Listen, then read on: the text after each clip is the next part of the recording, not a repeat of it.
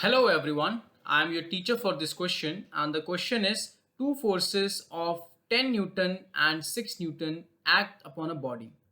The direction of the forces are unknown.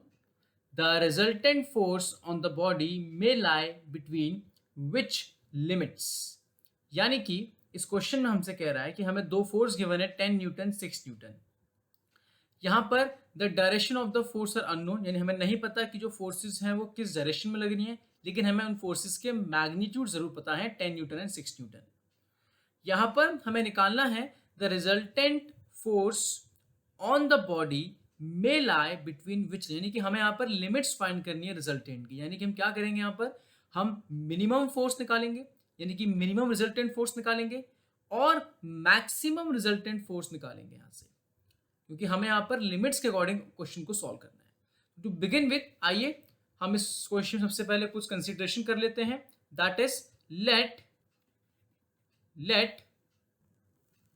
Theta is the angle between the two vectors, the two vectors P and Q, P and Q। यहाँ पर हमने इन दोनों vectors को 10 Newton में से हमने P और Q यहाँ पर लेट कर लिया है, जिनकी वैल्यूज हैं whose values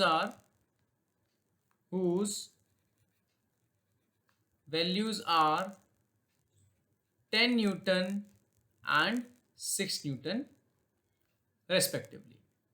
तो अब यहाँ पर जिस रिजल्टेंट के फॉर्मूले का हम लोग यूज करने वाले हैं वो फॉर्मूला होगा R square equals to P square plus Q square plus 2pq cos theta. अब क्योंकि हमें यहाँ पर रिजल्टेंट की लिमिट्स के बारे में हम बात कर रहे हैं, तो रिजल्टेंट की जो लिमिट्स हैं वो डिपेंड करेगी कॉस थीटा पर। तो कॉस थीटा की मैक्सिमा और मिनिमम वैल्यू को हम यहाँ पर लेके चलने वाले हैं।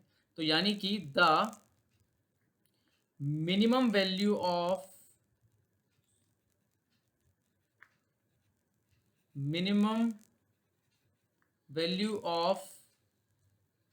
cos theta is -1, while maximum is +1। तो अब therefore हम लोग यहाँ से निकालेंगे सबसे पहले are minimum for example.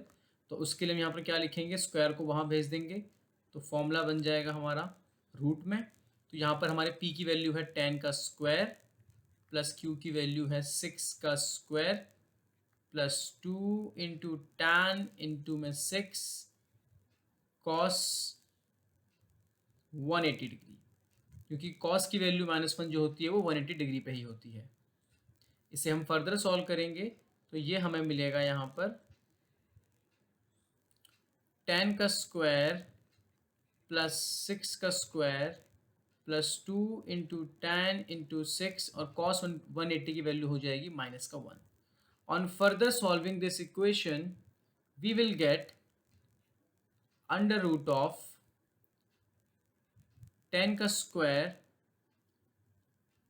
or we can write down by simplifying it, plus 6 का square, and this will become 2 into 6, that is 12 into 10 120 minus 120 minus of 120। Now further solving this we can write down it as root 10 minus 6 whole square, and that will be 4 Newton. तो ये हमने यहाँ पर find करा हमारा minimum resultant. अब हम लोग यहाँ पर इस क्वेश्चन में फाइंड करेंगे आर मैक्सिमम रिजल्टेंट। तो यहाँ पर हम लिखेंगे अब R max equals to, and again the same process and the same values, 10 का स्क्वायर प्लस 6 का square plus 2 into 10 into 6 into cos 0 degree, जिसकी वैल्यू होती है प्लस का 1। Now further solving this we can directly write down it as to simplify 10 plus 6 का whole square, जिसकी value हमें मिलेगी 16 न्यूटन। तो यानी कि हमारा मिनिमम रिजल्टेंट था 4 न्यूटन और हमारा मैक्सिमम रिजल्टेंट था 16 न्यूटन। दस thus the resultant of the given two forces